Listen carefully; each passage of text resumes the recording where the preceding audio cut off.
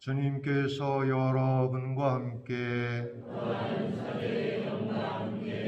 루카가 전한 거룩한 복음입니다.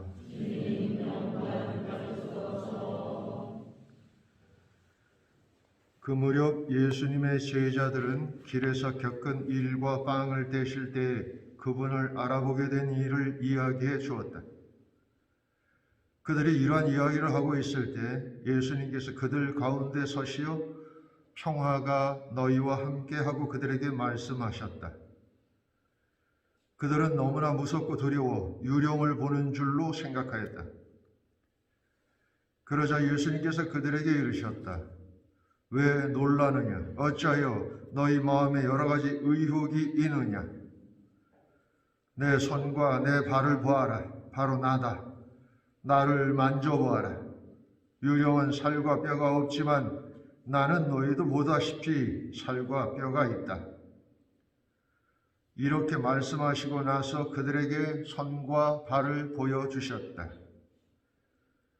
그들은 너무 기쁜 나머지 아직도 믿지 못하고 놀라워하는데 예수님께서 그들에게 여기에 먹을 것이 좀 있느냐 하고 물으셨다. 그들이 구운 물고기 한 토막을 드리자 예수님께서는 그것을 받아 그들 앞에서 잡수셨다. 그리고 그들에게 이르셨다. 내가 전에 너희와 함께 있을 때 말한 것처럼 나에 관하여 모세의 율법과 예언서와 시편에 기록된 모든 것이 다 이루어져야 한다. 그때 예수님께서는 그들의 마음을 여시어 성경을 깨닫게 해 주셨다. 이어서 그들에게 이르셨다. 성경에 기록된 대로 그리스도는 고난을 겪고 사흘 만에 죽은 이들 가운데서 다시 살아나야 한다. 그리고 예루살렘에서부터 시작하여 죄의 용서를 위한 회개가 그의 이름으로 모든 민족들에게 선포되어야 한다. 너희는 이 일의 증인이다. 주님의 말씀입니다. 그리스도님 찬양합니다. 찬미 예수님. 네, 잘들 지내셨어요? 제가 젊었을 때에 사람들이 제법 모인 곳에서는 항상 누군가가 슬그머니 나타나서 도를 아십니까? 이렇게 물어봤던 때가 있어요. 그런 것도 유행을 하는지 그때 그랬었는데 혹시 그런 거 경험해 보신 분? 그러셨구나. 한 분 계시네. 저도 사실 경험해 보지는 못했어요. 나한테 걸렸으면 죽었을 텐데. 그런데 이제 친구들로부터 그런 얘기는 들었어요. 누가 와서 이렇게 도를 아십니까? 이렇게 물어보고 그랬나 그랬는데, 그럼 저도 여러분들한테 한번 물어보려고 그래요. 여러분들은 도를 아십니까?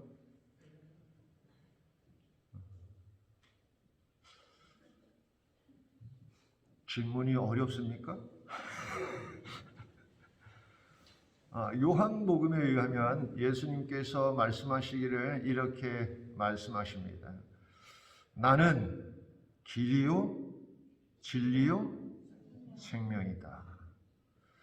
사실 도라고 하는 것은 아시는 바와 같이 길도자잖아요. 근데 사실 여기서 말하는 도는 무슨 도로를 말하는 건 아닐 테고 어떤 방법 같은 것들을 이야기하는 거겠죠. 아니면 뭐 노자와 같이 노자 도경에 보면 도가 도는 비상도요 뭐 이런 것으로 나오는 그런 도는 또 다른 의미를 갖겠습니다만 어쨌든 도라고 하는 것은 반드시 길을 의미하는 건 아니지만 그래도 어떤 수단이나 방법, 목적 뭐 이런 또는 그에 상응하는 어떤 것들을 의미하고 영어권에 있어서도 로드라고 하는 이제 도로라는 뜻도 있지만 웨이라고 해서 그거는 길이란 뜻도 있지만 뭐 어떤 방법, 어떤 수단 뭐 이런 뜻도 같이 갖고 있어요. 그러니까 동서양이 아마 비슷한 그런 추론을 해서 길 그러면 길뿐만 아니라 그 길을 향해서 도달할 수 있는 어떤 목적지까지 포함하는 의미를 함축하고 있는 것 같아요. 그래서 사실 우리가 도를 아는 사람들이죠. 왜냐하면 예수님께서 바로 그 길이고 진리고 생명이기 때문입니다. 그러니까 여러분들에게 한번 물어볼게요. 도를 아십니까? 모르십니까? 여태 설명한 게 헛된 겁니까? 그럼 다시 하도록 하겠습니다. 여기서 도라고 우리가 사실은 예수님께서 이 세상에 오셔서 우리 모두에게 알려주시고 싶었던 것 중에 가장 중요한 것은 우리가 하나님께 속해 있다. 다시 말해서 하나님의 일부라는 사실입니다. 주님께서 아버지라고 물론 뭐 예수님만 처음 그랬던 건 아니겠습니다만 하나님 아버지라고 이렇게 부르셨고 그 하나님의 아버지라고 부르는 다시 말해서 하나님의 아들, 하나님의 자녀로서의 그런 역할을 당신 제자들 심지어는 이제 앞으로 당신을 믿게 될 모든 사람들 우리에게까지 적용이 되는 것이죠. 그래서 우리도 하나님의 자녀라고 불리는 것이죠. 하나님의 자녀라면 제가 우리 아버지의 자녀인 것은 우리 아버지의 피를 받았기 때문이잖아요. 사실은 제가 저희 아버지를 꼭 닮았다고 그래요. 이 생긴 게 우리 아버지도 그러니까 꽤 잘생긴 거지. 은근슬쩍. 그러니까 우리가 하나님의 자녀라고 하는 것도 하나님으로부터의 어떤 닮은 게 있는 거죠. 그러니까 하나님의 일부, 하나님의 속해 있는 그런 것을 의미하는 겁니다. 따라서 우리가 예수님의 부활을 받아들일 때도 같은 의미로 이해하고 또 생각해 볼 수 있는 거죠. 왜냐하면 예수님께서 부활하신 것처럼 우리도 반드시 부활하리라는 믿음을 갖게 되는 것이죠. 이 예수님의 부활을 말미암아서 우리가 이 세상에서의 사는 삶이 그저 한번 이례적인 혹은 또 한번 해보는 뭐 그런 삶이 아니라 우리에게 있어서는 하나님과 완전한 일치를 이룰 수 있는 기회, 찬스 뭐 이런 것으로 여겨질 수 있는 것이죠. 그래서 우리가 이 세상에서 살아가는 데 있어서 제일 중요한 것은 뭐냐면 내가 무언가를 잘못할까봐 또 뭔가 실수할까봐 두려워하면서 사는 것은 하나님께서 원치 않는 것이죠. 우리는 하나님께서 자유로우신 것처럼 자유롭고 하나님께서 거룩하신 것처럼 거룩하고 하나님께서 완전하신 것처럼 완전하고 하나님께서 그러셨던 것처럼 우리도 이 세상에 대해서 평화로운 삶을 살아갈 수 있어야 합니다. 오늘 독서는 첫 번째 독서는 베드로에 관한 이야기고 두 번째 독서는 사도 요한의 이야기입니다. 그런데 사실 예수님의 제자들은 예수님이 순환당하실 때 매우 두려워했고 예수님이 부활해서 그들에게 나타났을 때조차도 그들은 매우 두려워했습니다. 참 안타깝죠. 왜냐하면 3년 동안이나 예수님과 먹고 마시고 자고 예수님께서 하시는 모든 것을 목격하고 그랬음에도 불구하고 그랬다는 것입니다. 그럼에도 불구하고 이제 예수님께서는 당신이 하나님과 어떤 식으로 연결되어 있는지를 보여주시는데 그것이 바로 성령입니다. 그리고 그 성령을 제자들에게 나눠주셨고 그 제자들은 그 성령으로 인해서 예수님이 하신 모든 말씀들, 행적들, 심지어는 십자가의 죽음과 부활까지도 깨닫게 된 것이죠. 그리고 그것을 깨닫게 되었을 때 예수님의 제자들은 어떻게 변했냐면 오늘 우리가 독서에서 보는 바와 같이 그리고 이제 사도행전이나 사도 바오로의 편지나 그 밖에 이 여러 가지 신약의 이제 후반에 나오는 많은 곳에서 담대하게 예수님의 복음을 선포하는 제자들을 만나게 됩니다. 그 어떤 것도 구애됨이 없이 그 어떤 것도 두려워하지 않고 말이죠. 우리가 그리스도인으로 이 세상에 산다는 것은 여러분들이 그 어떤 형태로든 두려움을 떨쳐버리도록 불리우고 있다는 사실입니다. 여러분들이 어떤 경제적이고 어떤 또 관계에서 나오는 또는 그 밖에 개인적인 그런 여러 가지 장애들을 갖고 있을 수 있겠습니다만 그런 것들이 내가 하나님께로 나가는데 또 하나님으로부터 물려받은 그 삶을 이렇게 바꿔놓을 수는 없다는 뜻입니다.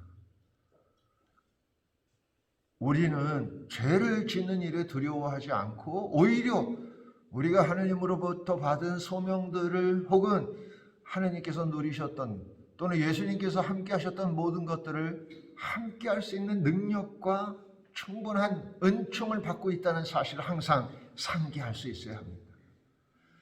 물론 죄를 지으면 안 되겠죠. 죄라고 하는 것은 근본적으로 다른 사람을 해치거나 아니면 하느님께 누가 되는 그런 행동이나 언어나 삶인데, 물론 그런 것들은 삼가하고 조심해야 하지만 그런 것들을 두려워하느냐고 정작 우리가 해야 할 사랑을, 정작 우리가 해야 할 참 삶을 살아가지 못한다면 그것은 더욱 나쁜 일입니다. 예를 들자면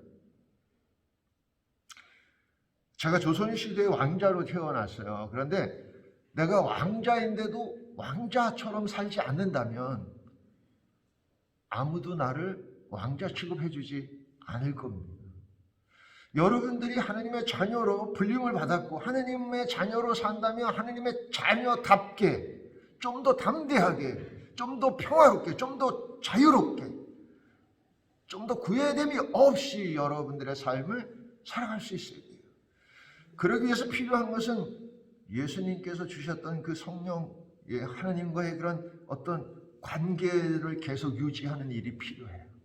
우리가 미사를 하고 기도를 하고 또 신앙생활, 소위 신앙생활을 하는 이유는 바로 그런 관계들을 계속 유지하기 때문이고, 그런 관계들을 계속 유지하게 되면 우리는 세상 바깥에서 얼마나 담대하게, 또 얼마나 자유롭게, 또 얼마나 용기 있게 살아갈 수 있는지를 보여주는 것이죠.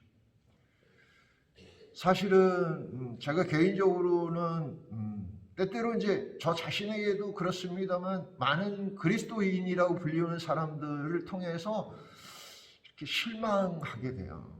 이거는 제가 예수님이 아니기 때문입니다. 예수님은 우리에게 실망하는 법이 없어요.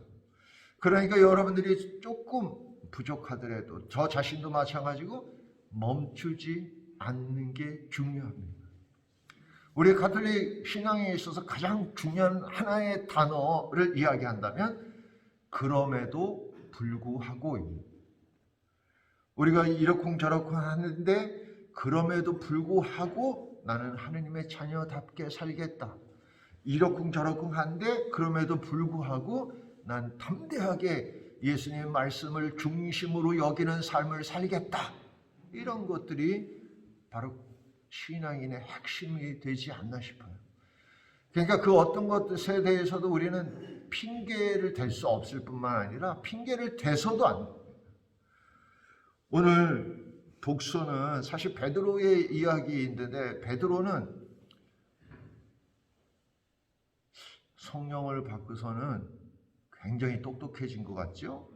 보면은 막 그 어휘도 막 그렇고 굉장히 똑똑해진 것 같아요. 근데 사실은 제가 예전에 있던 어떤 본당의 할머니 한 분이 글을 모르셨는데 성당에 오시면서 그냥 저절로 글을 익혔다, 깨우치게 되었다, 그런 말을 들은 적이 있어요. 뭐 그 할머니가 나한테 거짓말을 할 일은 없을 거고 어쨌든 뭐 그 비슷한 일이 이제 일어난 거겠죠. 그러니까 어떻게 보면 우리는 아주 미세한 차이가 있을 뿐입니다. 어떤 사람이 엄청난 그 머리가 좋은 그래서 이렇게 유명한 아인슈타인 이런 들어보셨죠? 아인슈타인 들어보셨나요? 친한 척 하는데 그 아인슈타인하고 우리하고 차이는 아주 미세한 차이예요. 그러니까 우리가 하느님을 깨닫는 일은 아인슈타인이나 우리나 크게 차이가 없다는 뜻입니다. 그러니까 하느님께서 우리와 함께 하신다는 사실은 우리 모두가 하려고만 한다면 깨달을 수 있고 그리고 그 깨달은 삶을 살아갈 수 있게 되는 것이죠. 예수님이야말로 우리의 모든 삶의 본보기이고 모델임을 잊지 않았으면 합니다. 여러분은 도를 아십니까? 아는구나 이제는. 그래.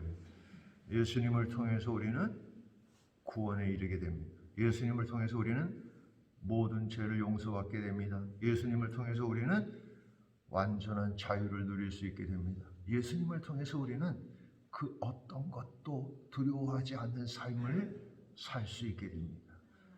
예수님은 우리의 길입니다.